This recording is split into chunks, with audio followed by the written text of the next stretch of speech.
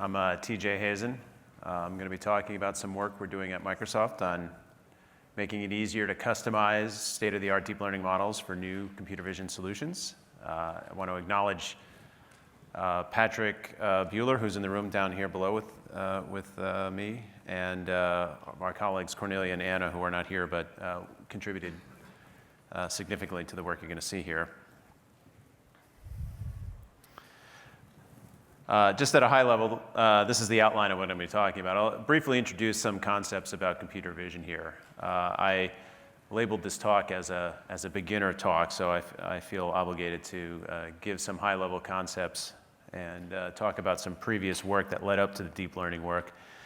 Then I'm going to talk about the deep learning approach for image processing, essentially how it works, as a setup for explaining how we can easily customize deep learned models using transfer learning to new problems, tell you about a new service that was just introduced a couple months ago that makes it very easy for you to do this without any real experience in computer vision yourself, and then how we can extend that to doing object detection within images also using deep learning, and give you some pointers to some tools that you could use to do object detection yourself. So first, the introduction. There are various computer vision tasks that we see repeatedly with the companies that we talk to that are trying to apply computer vision. And they generally fall into these four broad categories. The first one being image classification. You just want to tag an image as having some property. So for example, is there a deer in the image? Yes or no. Or what objects are in the image, but not necessarily where are they located, just are they present. The object detection problem goes a step further and says not only is there a deer there, but it's going to localize where the deer is or where the object is. Image segmentation goes one step further and says not only do I need to locate where the deer is roughly, but I want to locate the exact pixels that make up the deer. And then the final one is image similarity. This is a case where you might have a large collection of images and you want to query that with an image as a query image. So you can say, here's an image that has a deer, find me other images that are like that, and hopefully out of your collection you'll get back a larger collection of images that have similar qualities in terms of the environment and the presence of a deer. Now, before deep learning came along, researchers took a very traditional machine learning approach to computer vision, meaning that they manually created some collection of visual feature extractors to try to explain what's going on in the image, reduce it down to some feature vector that they could then pass to a traditional machine learning classifier.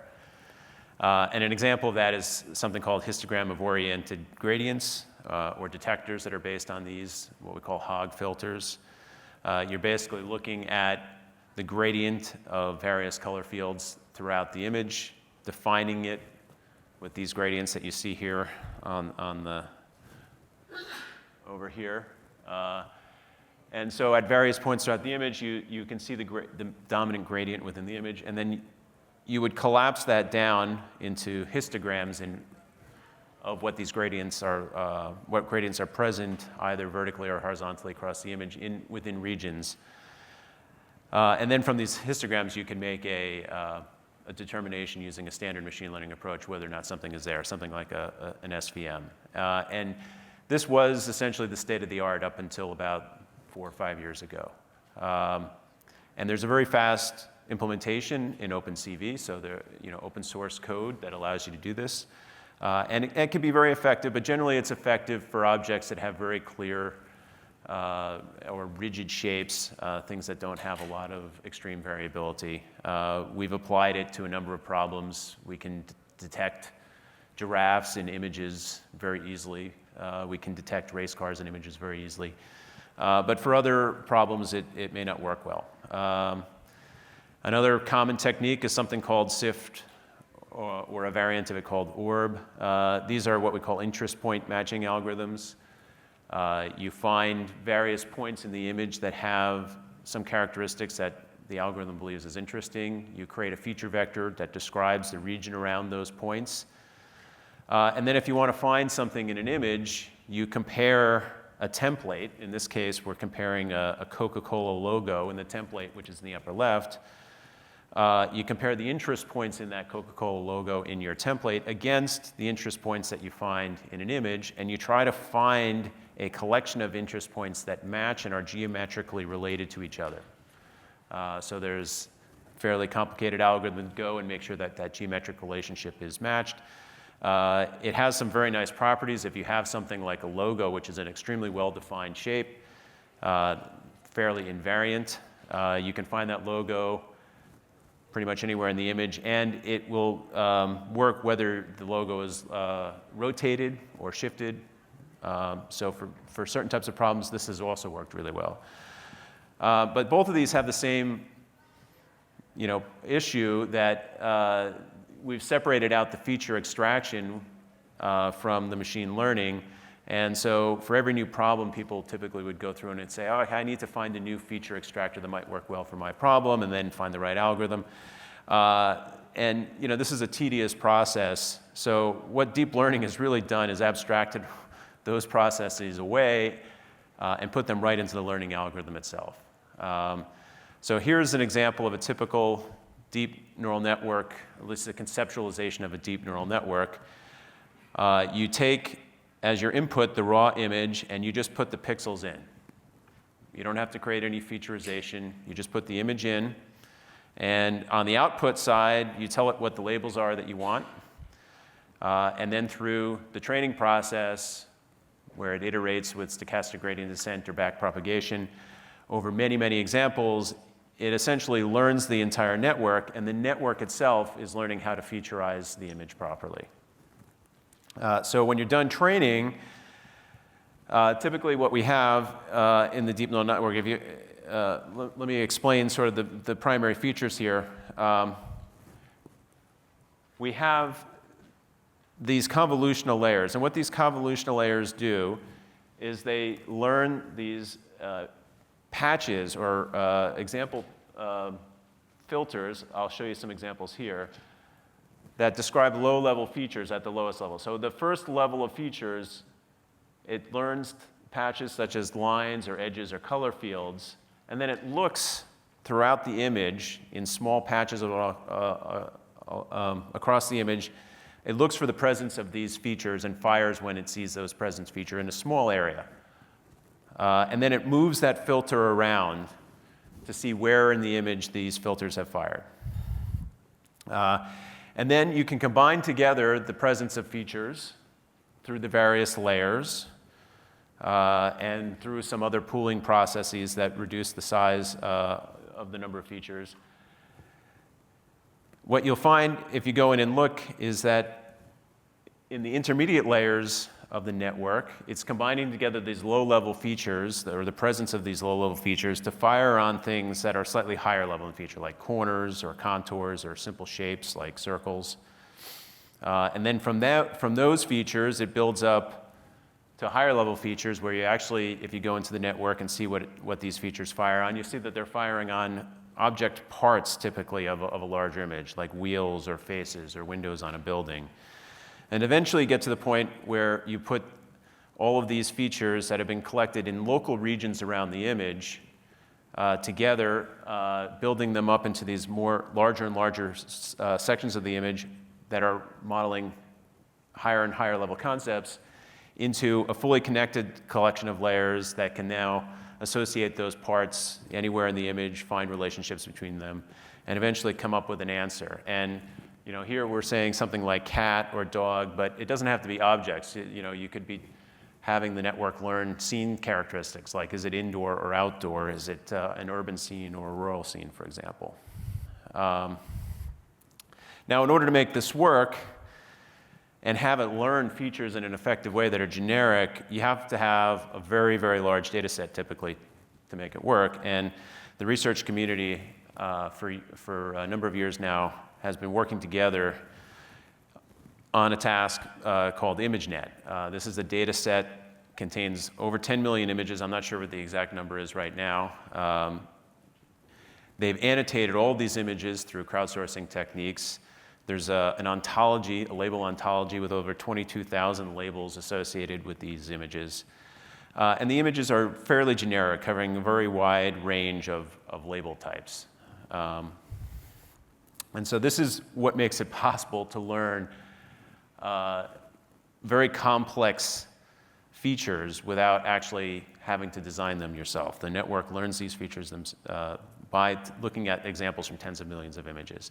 And ImageNet has also yearly had a competition, so people compete to see who can come up with the best model, and there is a blind evaluation every year. And if you look back at 2010, 2011, before the first sets of deep neural networks were coming in, the error rates on these types of tasks about identifying what's in the image were fairly high.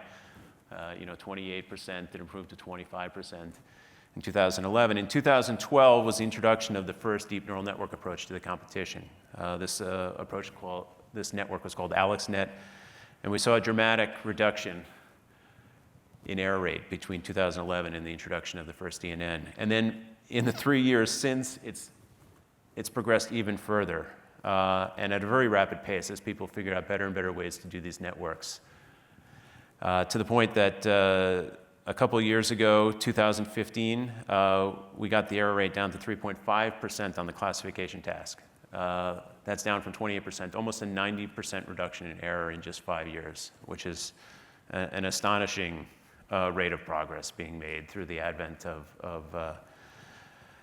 deep neural network technology or deep learning technology. Now, how can we take advantage of that? One thing that Microsoft has done is it's made its internal models based off of ImageNet available to you, and you can use them through the Microsoft Computer Vision API.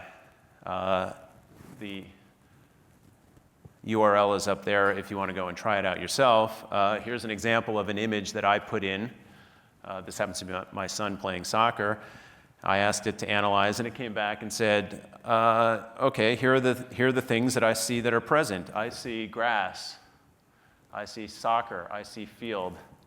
I see person. I see playing. And if this list goes on, and all of the other tags that you see below that are not shown on the screen here are all equally appropriate. We also have a technology to automatically caption based on deep learning as well. And the interesting thing here is it says that this is a group of people playing football on a field. I guess it should be soccer on a field or football on a pitch, but I think it's close enough. You get the point. And what I would like to do is actually skip out and go and show you some other examples of what it can do. The API can give these tags, like I said. Here's a caption. It says this is a man swimming in a pool. Here are the tags: water, swimming, sport, person, water sport, which are all appropriate. It has a number of different capabilities. It can identify whether it's a line drawing, whether it's black and white, whether it's adult content. And it also gives a generic scene analysis. The scene analysis here says it believes it's people swimming. And we also have Face ID. Here, when I move over, you can see it identifies where the faces are, and it also gives you a guess as to the gender and the age of the person. So this is one easy way that Microsoft has made our deep learning technology available, where it's easy for you to use. Just upload an image, you get back the results out of this deep learned model.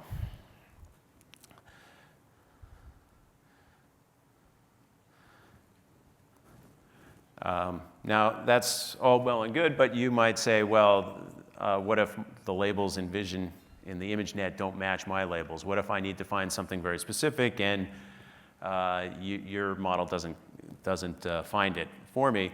What can I do then? And this is where we're working now to make it easy for you to customize your own deep learned model, even if you have limited amounts of data.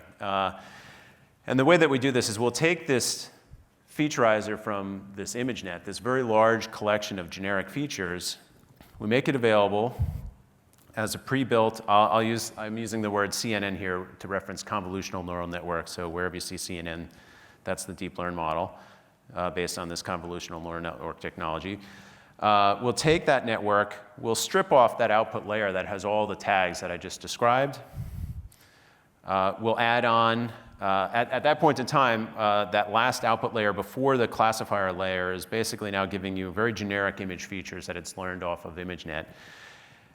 You can just tack on a new layer to take those features and predict whatever you want. So in this case, let's say deer was not one of the images or tags that I was trying to recognize in the original network, but now I want to recognize deer.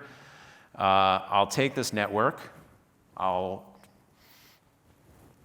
change the output layer, so I'm now trying to recognize deer. And if I can give it enough images, I might just train the final output layer, or I might be able to train a couple layers down, or I could train the entire network, starting from this well-trained network to begin with. So I wouldn't have to go through all the exhaustive training that had gone into ImageNet, which can take a substantial amount of compute. I start with something that is in pretty good shape to begin with. And what we typically find is by doing this, we can achieve a pretty good classifier for this new label type with thousands or even less of positive examples of the image tag that you're looking for. So here's the process that we did. We tried this out first to try to recognize deer. We collected hundreds of deer images just by doing an image search on Bing. We used thousands of randomly selected non-deer images from ImageNet, so because we knew the tags that were associated with the ImageNet images. Built an initial model and then tried to see how well it worked. And the initial model worked reasonably well, but it had a couple of bad false alarm cases, which is that it tended to fire whenever it saw just a forest scene, whether or not there was a deer in it or not, which was an indication to us that our negative data set, the non-deer data set, didn't have enough good examples of the negative use cases that we'd want to see, like a forest that doesn't have a deer in it.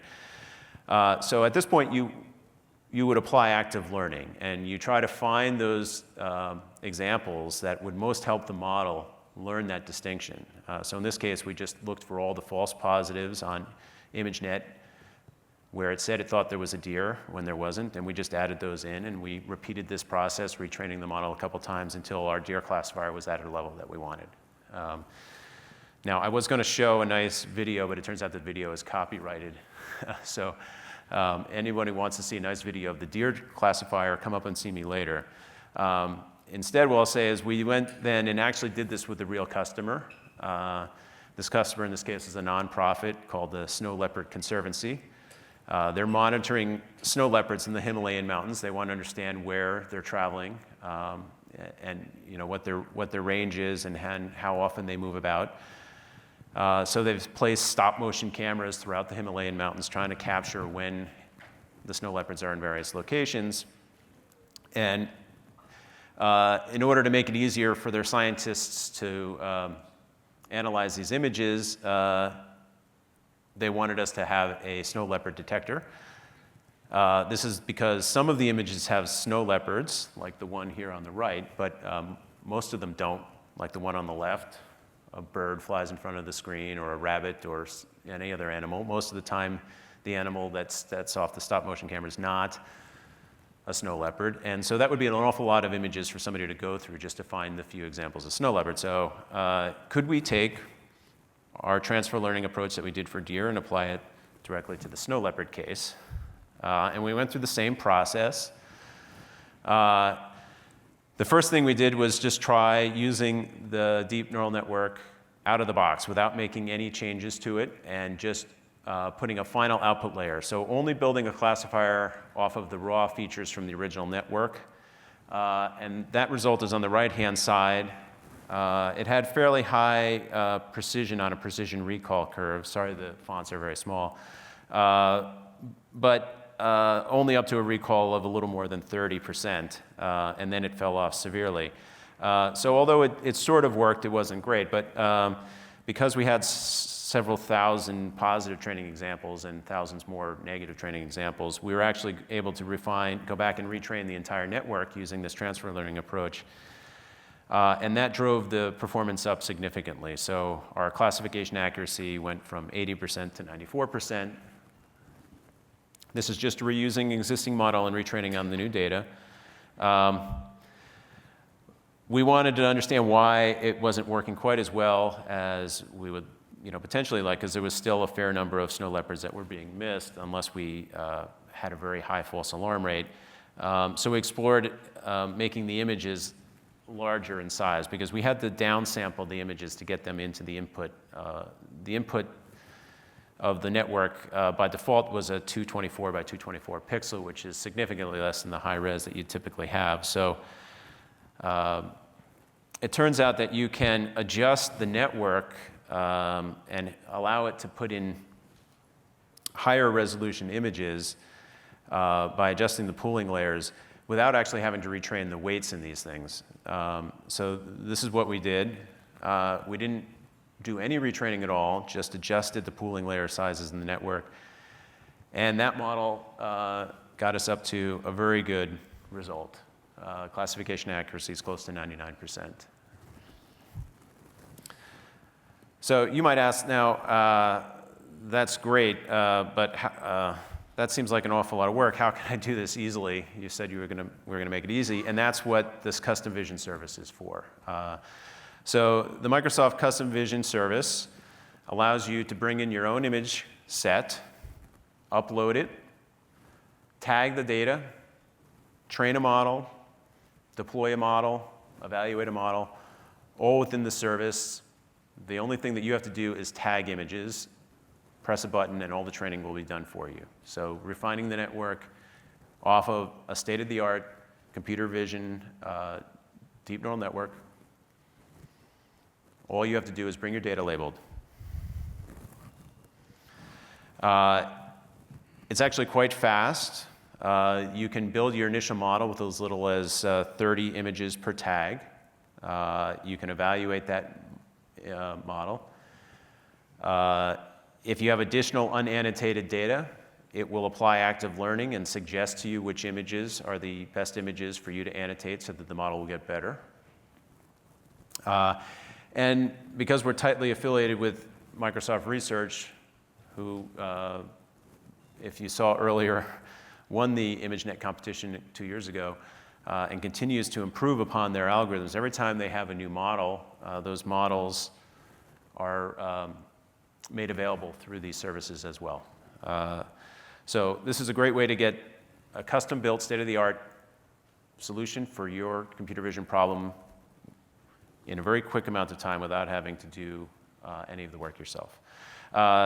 Just to give you a sense of how easy it is for the UX, you go into the UX, you create a project, you upload your images. It gives you an annotation screen where you can tag the images.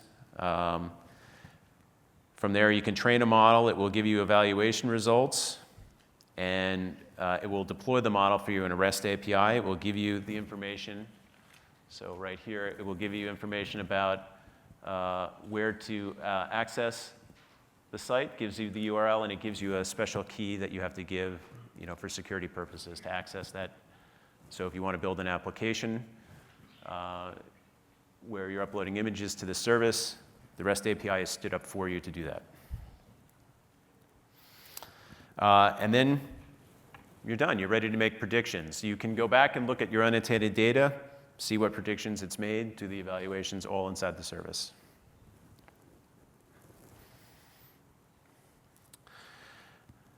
Okay.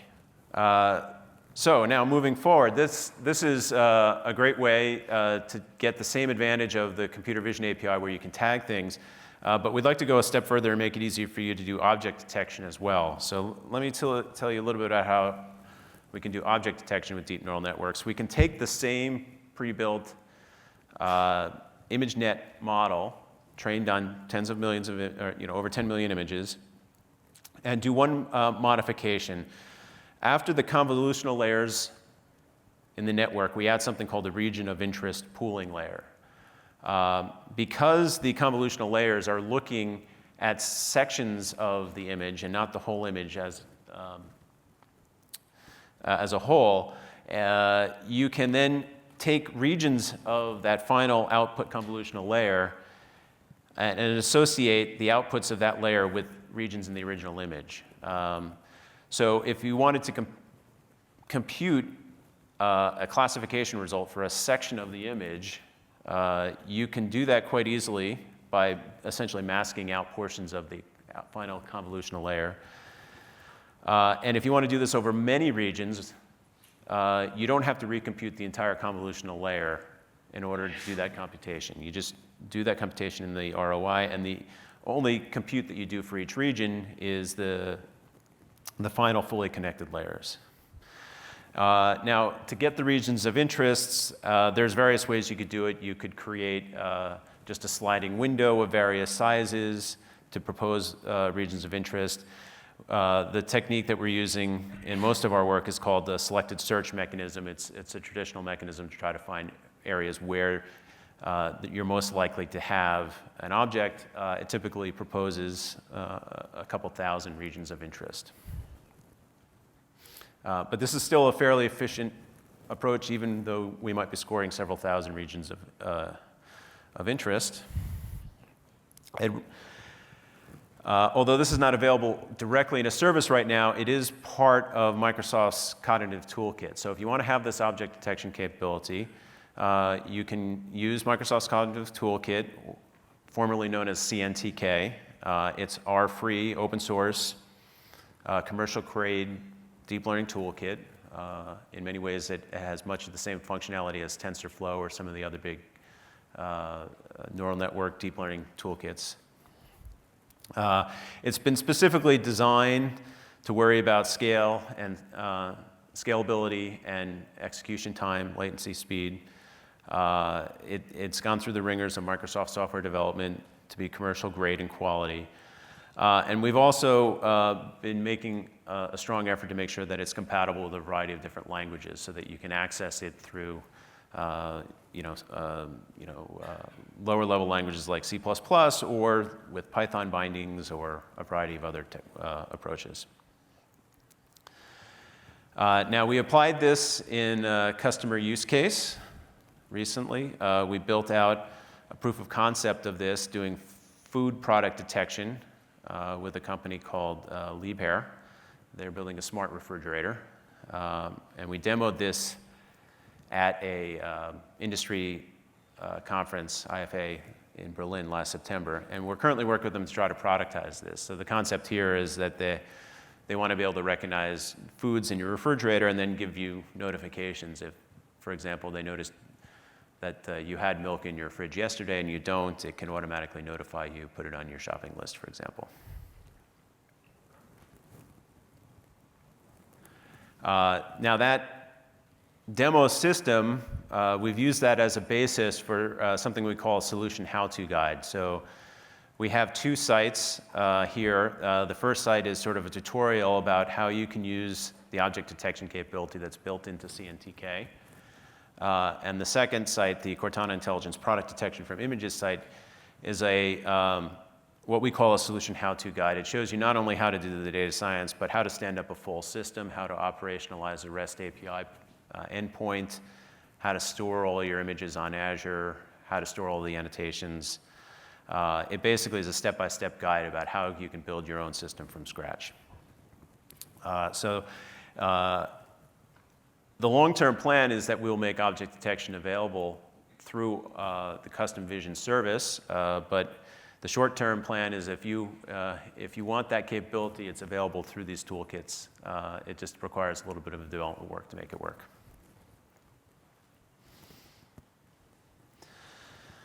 A couple new directions that we're going to be going in.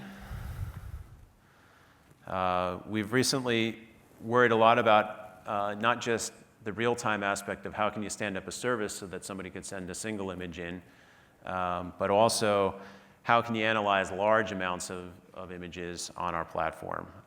So we did some work analyzing aerial photography. We've got massive amounts of aerial photography publicly available through the US government. We did some work on trying to understand whether or not we could use this technology to find things like changes in development. When has a piece of land gone from being undeveloped to being developed? And then tracking that over a large swath of land. So for example, we have this use case here on the bottom right where we looked at this is Middlesex County, Massachusetts. And it's a collection of all of the aerial photographs covering Middlesex County where we've made a prediction about developed, undeveloped, or cultivated land. So the green dots on the map are undeveloped land. The red dots are developed land. If any of you know the Boston area, this down here is Boston. And this here is the labels that were the government assigned to the land as of 2011. And we wanted to see how has it changed over time. So we built a deep learning network to try to identify when land has switched from undeveloped to developed. And you could see those predictions on images from 2010 and then images from 2016.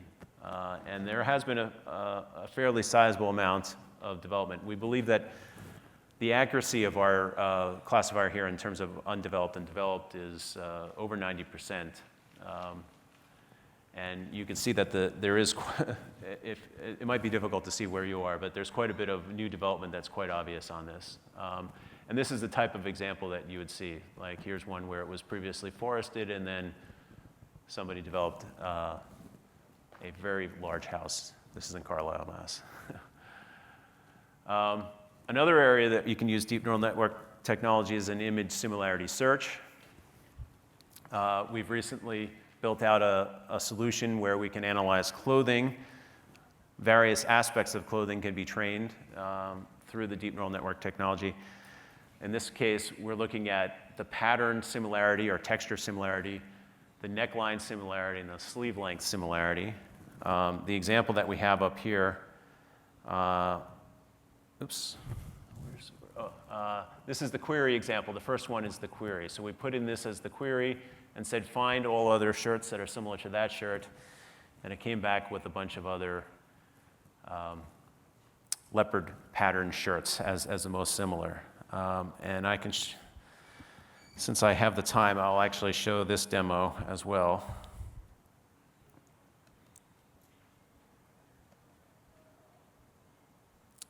Sorry. So here's an example. These are query images that we can select from. And if I select an image like this one, which is sort of a striped shirt, let me blow that up for you so you can see it. A striped shirt.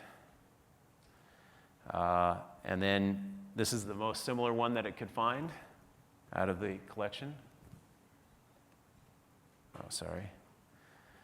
And actually, you'll notice it's the same shirt, just in different photograph. Or this one here. Also a striped shirt.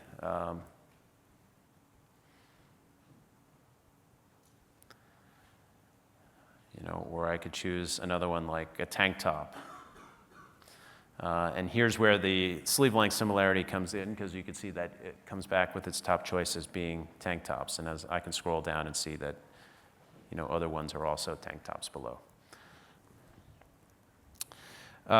So that's actually the end of my planned talk. Let me go back over here. So I know that there was quite a few links on the page there that you might have missed or were quite long, and if you didn't take a snapshot. If anybody has any questions or wants access to any of these things that I presented, feel free to send an email to myself. I'll leave my email address up here. And I'll take questions if anybody has any questions. Yes? What's the pricing model on the custom vision service that you do? What's the pricing model? I don't remember off the top of my head, but the pricing model is on the website. Yeah, I'm not going to go there right now. But if you go to the Custom Vision service, so customvision.ai, the pricing model is listed right there. It's typically free up free for the first 10,000 calls, and then there's some nominal cost per call after that. I don't remember the exact amount.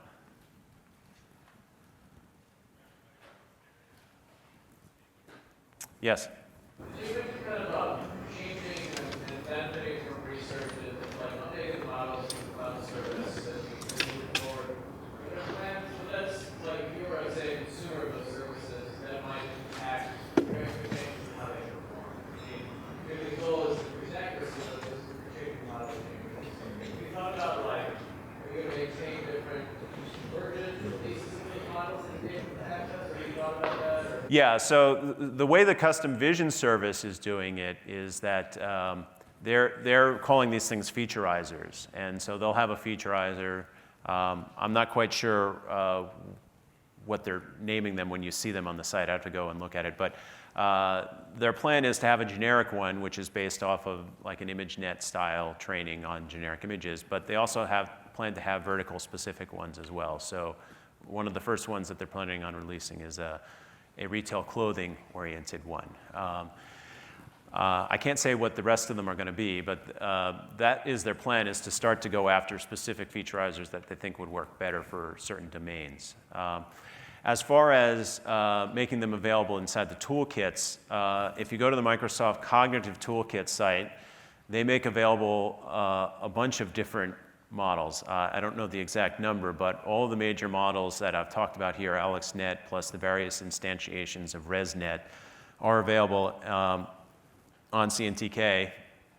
And similarly, you can find instantiations of those that also work on TensorFlow. So TensorFlow also has ResNet models that have come from Microsoft. I should say although CNTK is Microsoft's own internal deep neural network, and we have great pride in it. Our platform supports any of the deep network technologies, and we've also explicitly tried to make sure that TensorFlow works across the board on the various components of our platform as well.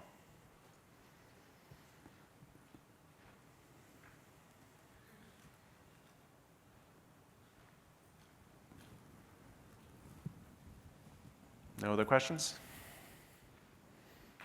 All right.